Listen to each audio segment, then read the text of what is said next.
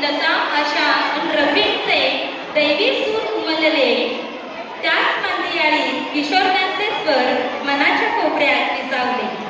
कधी खोडकर अदा तर कधी विरहाची आर्तता. किशोर कुमार म्हणजे जणू प्रत्येक पिढीची सुवर्णगाथा. पहिलीतील चिमुकल्या गाथाचे बाबा गौरव सर आज सज्ज आहेत. जुन्या आठवणींचे ते मखमली पदर पुन्हा एकदा उलगडणार आहे.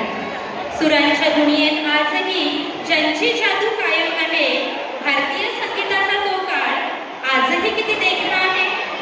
लता आशा आणि किशोरदांची ती गाणी थेट काळजाला भिडतात. आज